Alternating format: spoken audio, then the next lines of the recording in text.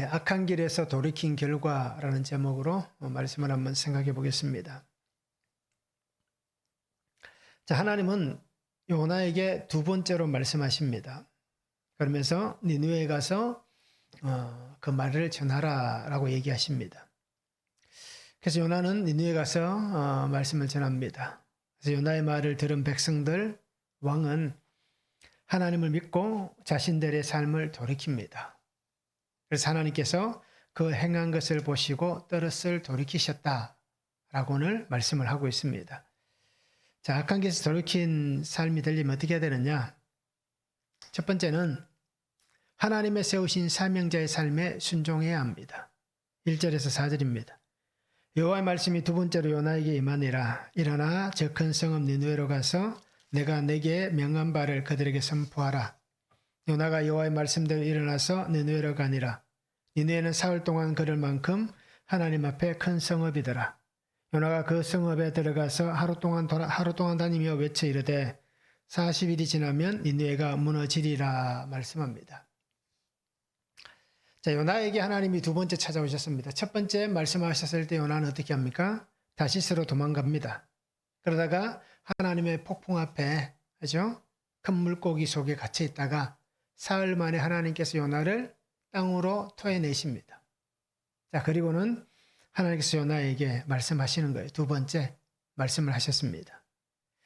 그러면서 니느웨에 가서 내가 내게 명한 바를 그들에게 선포하라 라고 말씀합니다.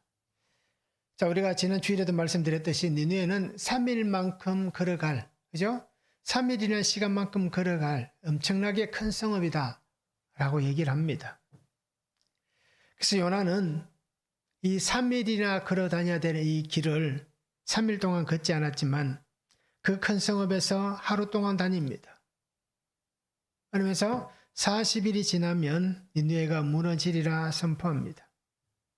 그래서 요나가 하나님의 말씀에 순종해서 이렇게 니느웨에서 하나님의 명령을 전하는 겁니다. 자, 이렇듯 사명자는 자신에게 주어진 하나님의 명령, 그 명령에 순종하며 사는 삶이 되어야 됩니다. 하나님께서 왜 사명자로 부르십니까? 왜 하나님께서 사명자로 택하실까요? 바로 하나님의 말씀을 듣고 그 들은 말씀대로 순종하여서 하나님의 뜻을 전하는 그 삶을 살게 하시기 위해서 하나님이 사명자로 부르시고 택하셔서 그에게 말씀을 주는 겁니다. 그런데 오늘 우리가 알듯이 요나는 어떻겠습니까? 말씀에서 도망가면 이렇게 도망가면 그저 괜찮겠다. 이렇게 해도 문제 없겠다라고 여기에서 도망을 갑니다. 그런데 사명자가 도망을 가면 어떤 일이 벌어집니까? 결국은 하나님의 손에 잡히게 됩니다. 그래서 하나님께서 그 삶에 어떻게 보면 채찍일 수도 있고 또는 징계일 수도 있는 거예요. 그런 것을 통하여서 하나님은 피할 수 없게 하신다라고 말씀합니다.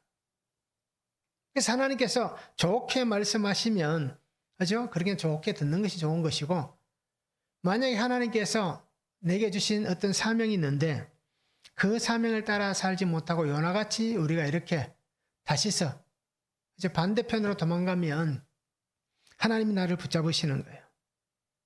그러면서 다시 그 자리로 돌아가게 하시는 것입니다. 그래서 우리는 어떤 순간에도 하나님이 내게 주신 사명, 그 사명을 떠나서는 살아갈 수가 없는 것입니다. 그리고 오늘 우리 성도님들도 주님 안에서 내게 부탁하시고 명령하신 그 사명 안에 살아가는 삶이 되시기 바랍니다. 로마서 14장 8절에 말씀하잖아요. 우리가 살아도 주를 위하여 살고 죽어도 주를 위하여 죽나니 그러므로 사나 죽으나 우리가 주의 것이로다. 분명하게 말씀하고 있습니다. 살아도 주를 위해서 살고 죽어도 주를 위해서 죽는다. 그러니까 우리는 그리스도인들은 살아있으나 죽으나 누구의 것이다 라고 얘기합니까? 우리가 주님의 것이다 라고 그렇게 바울은 말씀을 전하고 있습니다. 자, 그런데 우리가 말씀드렸듯이 요나는 피하고 싶었습니다. 이제 원수잖아요. 적대 국가입니다. 그 아시리아에 의해서 굉장히 많은 고통을 당하는, 결국 그래서 722년, BC 722년에 어떻게 됩니까? 나라가 멸망을 하잖아요. 그러니 적대 국가에 어떻게 보면 하나님의 그 구원의 말씀을 선포하는 것 하고 싶지 않았습니다. 그런데 하나님의 손을 피하지 못했다라는 겁니다. 오늘 우리의 삶의 환경에도 하나님이 주시는 하나님의 말씀을 피할 수 있는 방법, 하나님의 말씀을 피해갈 수 있는 길은 존재하지 않습니다. 내가 아무리 발버둥을 쳐도 하나님의 말씀을 피할 수가 없다라는 겁니다. 그래서 하나님께서 나에게 명령하셨다면, 나에게 말씀하셨다면 우리는 주님의 말씀, 주님의 명령, 그 말씀을 끝까지 잘 듣고 끝까지 그 말씀에 순종해서 살아갈 수 있는 그런 삶이 되어야 하는 것입니다. 그래서 내가 사나 죽으나 주의 것입니다 라고 고백하는 그 고백이 옛날 바울의 고백이 아니라, 이 말씀을 받았던 로마 교회의 고백이 아니라 오늘 나의 고백이 됐으면 참 좋겠습니다. 그 말씀을 전하다 보면, 사명으로 살다 보면 아주 어렵습니다. 힘듭니다. 쉬운 길은 없을 거예요. 좁고 험한 길을 걸어가라 라고 예수님이 말씀하셨잖아요. 그리고 사명자의 삶의 길은 어떻게 보면 우리가 알고 있는 그러한 큰 대로 편안하고 쉬운 길이 아닐 것입니다. 그럼에도 우리가 걸어가야 될 이유는 뭡니까? 어려움을 당하고 힘듦을 겪는다 하더라도 우리가 걸어가야 될 이유는 뭡니까? 하나님께서 하라고 말씀하셨기 때문에, 주님께서 오라고 부르셨기 때문에 베드로가 물 위로 뛰어내려가서 걸어갈 수 있는 거예요. 이렇듯 우리가 사명으로 살 수 있는 길, 그것은 바로 하나님께서 하라고 말씀하시기 때문에 우리가 사명으로 살아갈 수 있는 것입니다. 그러기에 멈추지 않고 끝까지 우리가 이 사명의 삶을 잘 살아갈 수 있으면 좋겠습니다. 한번 적용해 보시기 바랍니다. 하나님은 나에게 어떤 사명을 주셨습니까? 나는 그 사명을 잘 지키고 있습니까? 어떻습니까? 어떤지 한번 적용해 보시기 바랍니다. 왜 머뭇거리고 주저하고 있습니까? 사명을 지켜야 되는데, 사명을 지켜야 되는 그 사명의 삶을 살아가는 것에 있어서 왜 머뭇거리고 또 주저하고 있는지, 그 이유가 있을 거예요. 왜 내가 머뭇거리고 주저하고 있는지 한번 적용해 보시길 바랍니다.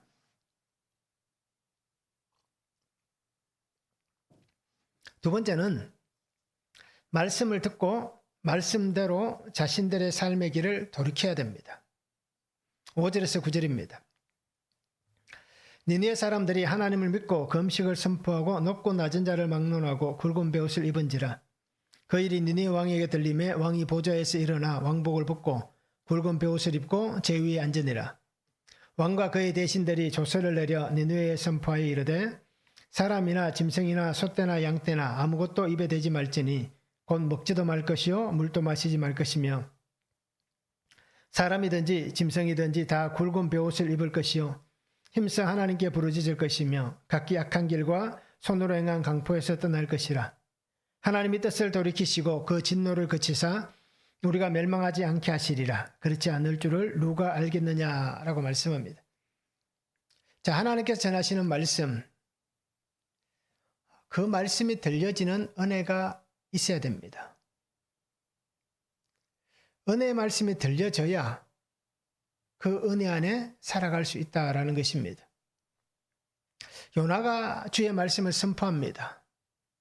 하루 동안 그 길을 다니면서 말씀을 전했다라고 얘기하잖아요. 그러면 그 하루 길이 그렇게 적은 거리는 아닙니다. 그래서 그 하루의 길을 걸어가면서 요나가 몇 시간을 걸었는지는 모르겠지만 아주 우리가 평상적으로 성인이 보통 한 1시간에 4km를 걷는다 치면 8시간을 걸어도 32km 걷잖아요. 그러면 정확하게 몇 시간을 걸었다라고 표현은 없지만 하루 동안 그가 걸어 다니며 말씀을 전했다라고 얘기하니까요. 아무래도 가장 뜨거운 시간도 피했을 겁니다. 그러면 최소 거리가 있잖아요. 그런데 그가 그렇게 하루 동안 말씀을 전합니다. 그런데 놀라운 일이 벌어지잖아요. 요나가 선포한 말씀이 땅에 떨어지지 않았습니다. 그냥 맨 땅에 떨어져서 그것이 사라져버리는 얘기가 되지 않았다라고 표현하는 겁니다. 땅에 떨어졌지만, 그죠? 하나의 씨앗이 되어서 그 씨앗이 어떻습니까? 열매가 맺어지는 놀라운 결실을 보았다라는 것입니다. 그래서 니느웨 백성들이 요나의 말을 듣습니다. 그리고는 그 말을 듣고 어떻게 합니까? 하나님을 믿었다라고 얘기합니다. 그리고 금식을 선포했다. 높은 자를 막론하고 굵은 베옷을 입었다. 이 굵은 배를 입었다라는 표현은 자신의 죄를 회개하기 위해서 입는 옷입니다. 어떻게 보면 내가 죄인입니다 라고 하는 자신의 표현, 그리고 나는 이 죄를 고백합니다, 회개합니다 라는 그 행위로 굵은 배를 입는다든지 또는 굵은 배를 동이는 그러한 행동을 하였다라는 것입니다. 그래서 그들은 요나의 소리를 듣고 우리가 이렇게 있어서는 안 되겠다라는 결정 가운데에 누구 하나 어떻습니까? 서로가 미루지 않고 누구라도 어떻습니까? 서로가 내가 먼저다라고 얘기하지 않으면서도 서로가 어떻게 보면 마음이 통해서 그렇게 모두가 굵은 베옷을 입고 금식을 선포하고 하나님을 믿는 그런 행동으로 나아가고 있습니다. 자, 한 사람의 소리를 들은 거예요. 우리가 정말 요나가 다니면서 오늘날 선거 유세할 때 그렇게 선거 유세다시 쩌렁쩌렁 울리도록 그렇게 말씀을 전했을까? 아니면 그냥 지나다니면서 40일이 지나면 무너질 것이다. 그냥 보통 사람에게 얘기하듯이 그런 톤으로 얘기했을까? 정확하게 우리가 알 수는 없습니다. 그런데 한 사람의 소리인 이 요나의 소리를 사람들이 듣고 그 소리를 신뢰합니다. 그리고는 자신들의 삶에 변화를 일으킵니다. 쉽지 않은 결과물이 나타난 거예요.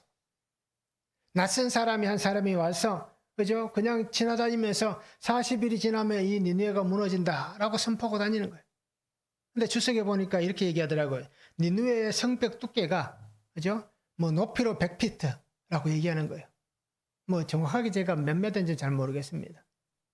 근데 그 넓이가 그죠? 마차 그 시대 당시에 마차 6대가 함께 지나갈 만큼 튼튼한 성읍이었다라고 얘기하는 거예요. 우리가 가나안 땅을 정복할 때 어떻습니까? 여리고성이 그죠? 마차 2대가 왕복해서 다닐 수 있을 만큼의 성벽 두께라고 얘기를 드렸잖아요. 근데 그 여리고성은 니느웨에 비하면 아무것도 아닙니다. 그 큰 성 니느웨는 3일 길을 걸어갈 만한 그 큰 성읍은 어떻습니까? 이 성벽 두께도 다른 거예요. 그런 견고한 성에 사는 사람들이 그죠? 낯선 사람, 무시해도 될 사람, 그런 사람이 지나가면서 40일이 지나면 무너질 것이다 라고 얘기하는데 그 소리를 듣고 신뢰한다는 것. 어떻게 보면 참 상상하기 어려운 얘기잖아요.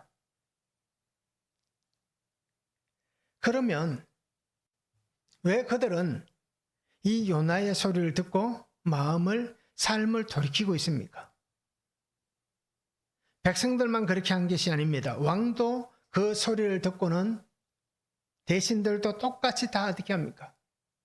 심지어는 왕이 대신들과 함께 조서를 내려서 니느웨에 사는 모든 사람들은 모든 짐승들은 다 같이 금식하고 베옷을 입고 짐승들도 베옷을 입히라는 거예요. 그리고 금식하고 물도 마시지 말라라고 얘기하는 거예요. 결국 이 얘기는 어떤 얘기입니까? 멸망을 눈앞에 두고 그들이 할 수 있는 것은 그 원인을 찾으면 되는 거예요. 근데 그 원인이 누구에게 있습니까? 요나에게 있다는 거예요. 그런데 오늘 우리가 성경을 통해서 볼 수 있는 것은 어떻습니까? 이렇게 회개할 수 있도록 하는 것은 쉽지 않은 일입니다. 결국은 하나님의 말씀이 들렸다는 겁니다. 말씀이 들려야 내가 가는 길이 바른 길인지, 말씀이 들려야 내가 가는 길이 잘못된 길인지 분별할 수 있다라는 것입니다. 그래서 말씀이 들려야 깨달을 수 있는 겁니다. 말씀에 귀가 있어야 말씀에 마음이 있는 것입니다. 그 말씀이 들려지는 그들의 행동을 보시기 바랍니다. 그냥 위선적이겠지, 형식적이겠지라고 얘기할 수 있는 게 아니잖아요. 짐승들까지도 금식을 선포한다는 것, 이것은 어떻게 보면 정말 우리가 멸망당하기 전에 죽기를 각오한 그러한 결단의 기도의 모습들입니다. 우리가 이렇게 하면 하나님께서 뜻을 돌이키시지 않겠는가? 그죠? 멸망하지 않게 하시지 않겠는가? 라고 하는 그 마음을 가지고 그들은 자신의 삶으로 진실하게 회개의 자리에 나아가 있는 것입니다. 그러면서 그렇게 선포하잖아요. 각기 악한 길과 손으로 행한 강포에서 떠나라. 강포라는 얘기는 폭력을 얘기합니다. 자신이 행했던 그 악함, 그리고 자신이 행했던 폭력, 이 폭력이 정말 사람을 때리는 것만이 폭력이 아니잖아요. 언어 폭력도 있고 그 삶의 어떤 모양으로도 폭력이 일어날 수 있는 겁니다. 모든 것이 폭력이 될 수 있는 거예요. 강포가 될 수 있는 거예요. 그러니 각기 악한 길과 그 강포에서 떠나는 정말 참된 회개자의 자리에 앉아있는 그 모습을 그들이 보여주고 있습니다. 왜요? 하나님이 그들을 구원하시고자 하는 마음이 있으시기 때문입니다. 그러니 그 땅에 사는, 우리가 4장에 보면 나와 있듯이 12만 명이나 되는 사람들, 이때 12만 명은 어떤 숫자입니까? 남자의 숫자만인 거예요. 그리고 그 수많은 사람들이, 수십만 명의 사람들이 하나님이 살리기 위한 마음이 있으니까 그들에게 이 한 사람의 소리, 요나의 소리가 들려지게 하시는 그 은혜를 분명히 주시고 있다는 겁니다. 그들은 멸망이라는 두려움 앞에 놓여 있는 거예요. 그런데 정말 두려움이라는 단순한 공포 때문에 그들이 이렇게 행동할까요? 주석은 이렇게 얘기합니다. 그냥 단순한 공포 이상의 것을 깨닫게 되었다라고 얘기하더라고요. 그냥 두려움이라는 공포에 의해서 그들이 금식하고 하나님을 믿겠습니다라고 얘기하는 게 아니라 그 두려움을 넘어선 공포 이상의 어떤 것을 하나님께서 깨닫게 해주셨기 때문에 그 깨달음을 통해서 하나님을 믿고, 그 하나님을 믿는 믿음 안에서 우리의 죄가 이렇게 크고 악하니 하나님, 우리가 금식을 하면서 이 죄를 고백하고 이 죄를 다 하나님 앞에 내어놓겠습니다. 하나님의 쓰시고 정결하게 하시는 그 은혜를 입겠습니다 라고 하는 그 믿음의 결과를 이끌어내었다라고 말씀을 하고 있는 것입니다. 그리고 오늘 우리도 말씀이 들려야 되는 거예요. 구속사의 말씀이 오늘 내게 들려져야 내가 죄의 자리에 앉아 있을 수 있는 겁니다. 회개의 자리에 앉아 있을 수 있는 겁니다. 사람들은 분명히 그렇게 얘기합니다. 당신 죄인이지 라고 얘기하면 어떻게 합니까? 나는 죄인이 아니다라고 얘기해요. 만약에 우리가 옆에 가는 친구에게 아니면 낯선 사람에게 그렇게 당신 죄인이지 라고 얘기하고 경찰서 가자라고 얘기하면 어떻게 할까요? 이제 우리가 안 맞으면 다행일 거예요. 그죠? 그 사람이 휘두르는 그 어떤 힘, 주먹에 의해서 우리가 당하지 않으면 다행인 거예요. 왜요? 내가 죄인, 너는 죄인이다라고 얘기하면 그것을 순순히 내가 죄인입니다. 어떻게 하셨습니까? 내가 나쁜 놈인 줄. 이렇게 말하는 사람은 아무도 없다는 겁니다. 그러니 말씀이 들려야 성도인 나도 하나님 앞에서 죄인이라는 것이 정말 인정하게 되는 겁니다. 그리스도인들도, 교회 다니는 사람도 그저 죄인이라고 여기지 않는 사람들이 많은 거예요. 왜 죄라고 여기지 않는 거예요? 저 교회 다니는 분도 저렇게 살고 저 사람도 저렇게 살고, 그죠? 같이 신앙생활 하시는 사람도 그렇게 사는데, 다 그렇게 살고 있는데 내만 죄인입니까? 이렇게 얘기하시는 거예요. 그러면 우리가 분명히 보시기 바랍니다. 오늘 내게 말씀이 들려야 내가 니느웨 백성같이 죄의 자리에 앉아서 회개할 수 있는 겁니다. 회개해야 하나님의 위로를 입게 되는 겁니다. 권세가, 명예가, 자리가 무슨 상관입니까? 물질이 무슨 상관입니까? 건강이 무슨 상관입니까? 아무리 많은 것을 가지고 누리고 있다 하더라도 내가 죄인임을 고백하지 않고 하나님 은혜 안에서 죄 용서함을 받지 않으면 어리석은 부자 꼴나지 않겠습니까? 여러 해 동안 물건을 충분히 쌓았으니 마음껏 먹고 즐기자. 그렇죠? 그렇게 얘기하면 결국 망하는 거예요. 그리고 우리 성도님들이 주의 은혜 안에서 말씀을 듣고 말씀대로 자신들의 삶의 길을 돌이킬 수 있는 그런 은혜가 우리에게 있으면 좋겠습니다. 한번 적용해 보시기 바랍니다. 내가 떠나야 할 악한 길, 손으로 행한 강포는 무엇입니까? 나는 어떤 악한 길에 서 있습니까? 나는 어떤 폭력을 휘두르며 살아왔습니까? 한번 적용해 보시기 바랍니다. 말씀이 들리십니까? 구속사의 말씀을 듣고 말씀대로 순종하며 살아가고 있습니까? 어떻습니까? 말씀이 잘 들리고 있는지, 들은 말씀으로 지금 내 삶을 해석하고 있는지, 그래서 그 말씀 안에서 내가 말씀대로 순종하며 살아가고 있는지 한번 적용해 보시길 바랍니다.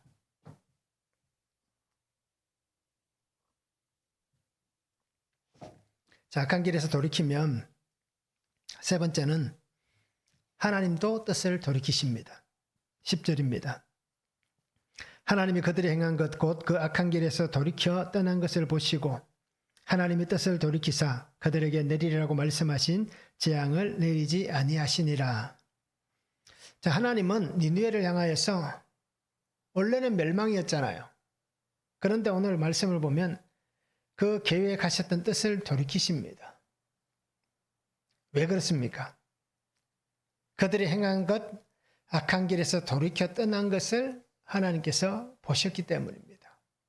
말씀을 듣고 말씀대로 그들이 돌아섰기 때문에 하나님은 어떻게 하십니까?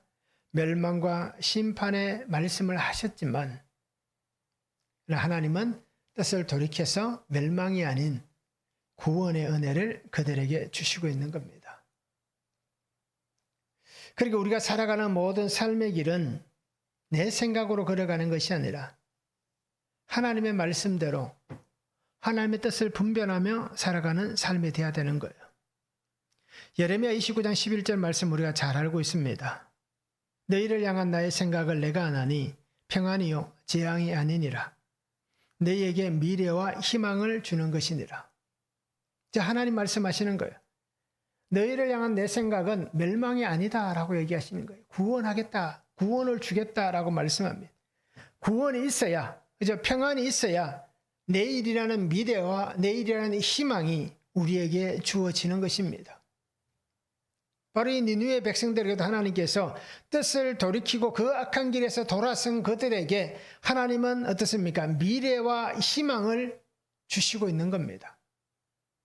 오늘이 마지막이 아니라 내일이라는 또 다른 시간을 살아갈 수 있는 삶의 길을 하나님께서 열어주시는 것입니다.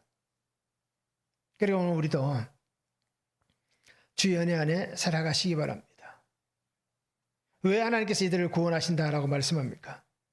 요나서 4장 11절에 다시 한번 말씀합니다. 하물며 이 큰 성읍 니느웨에는 좌우를 분별하지 못하는 자가 12만여 명이요 가축도 많이 있나니 내가 어찌 아끼지 아니하겠느냐. 이제 우리가 알듯이 요나는 어떻게 합니까? 박넝쿨이 있다가 하나님이 박넝쿨을 키워주잖아요. 그래서 거기다 초막을 짓고 넝쿨 아래 앉아서 어떻게 합니까? 니느웨가 무너지나 안 무너지나 하고 이렇게 지켜보고 있는 거예요. 그런데 한낮에 하나님께서 벌레를 보내셔가지고 박넝쿨 줄기를 갉아먹어 버리는 거예요. 그럼 줄기가 잘린 넝쿨은 어떻게 됩니까? 그 중동의 뜨거운 태양빛 아래에서 그저 순식간에 말라서 사라져 버리는 거예요. 그러니 요나가 그 떼약볕에 앉아가지고 하나님을 원망하며 그저 비방하는 거예요. 그것을 통해서 하나님이 말씀하시는 거예요. 너는 이 박넝쿨을 그렇게 귀하게 여기는데 나는 저 좌우를 분별하지 못하는 12만 명 저 사람들을 아끼는 것이 당연한 것 아니냐? 라고 그렇게 말씀을 하고 있는 겁니다. 그래서 말씀을 듣고 자신들의 길을 돌이켜 하나님께 구하는 자들을 하나님은 살리십니다. 그래서 내일이란 또 다른 삶의 길을 걸어가게 해주시고 있는 것입니다. 고린도후서 7장 10절에 보면 하나님의 뜻대로 하는 근심은 후회할 것이 없는 구원에 이르게 하는 회개를 이루는 것이요 세상 근심은 사망을 이루는 것이니라. 어떻게 보면 니느웨 백성들 어떻습니까? 구원에 이르게 하는 회개, 그 근심에 있었다는 거예요. 하나님의 뜻대로 하는 근심. 그들이 그렇게 기도하고 금식하고 그저 그렇게 하나님 앞에 매어 달린 것은 하나님이 주시는 이 어떻게 보면 징계의 심판 속에서 우리가 구원에 이르게 하시기 위한 하나님의 마음이 있을 것이다. 그렇게 우리는 하나님을 붙잡고 기도하자. 만약에 그들이 세상 근심에 사로잡혀 있었다면 구원은 그들에게 없었을 겁니다. 그리고는 우리는 하나님 앞에서 진실된 회개의 삶을 살아가시기 바랍니다. 죄의 삶에서 악한 강포를 벗어내시기 바랍니다. 그래서 우리는 저도 잘하지는 못하지만 특별히 우리는 말하는 것에 있어서 그죠? 좀 조심할 수 있어야 될 것 같아요. 그래서 말하는 것에 있어서 우리가 강포한 것들을 벗어낼 수 있는 그런 삶이 되면 참 좋겠습니다. 그래서 나의 가는 길을 고집하고 어리석게 재앙 가운데 휩쓸려가는 인생이 아니라 오직 하나님이 보이시는 그 길, 내게 보이시는 그 길, 내가 가야 할 십자가의 길을 우리가 말씀 안에 잘 걸어갈 수 있는 삶이 되면 참 좋겠습니다. 누가복음 15장 10절에 이렇게 말씀합니다. 내가 너희에게 이르노니 이와 같이 죄인 한 사람이 회개하면 하나님의 사자들 앞에 기쁨이 되느니라. 그죠? 죄인 한 사람이 회개하는 그 기쁨이 있다고 말씀합니다. 하나님의 사자들 앞에. 또는 그러잖아요. 의인 99명보다 그죠? 잃어버린 한 사람을 하나님이 더 기뻐하신다 라고 말씀하시고 있잖아요.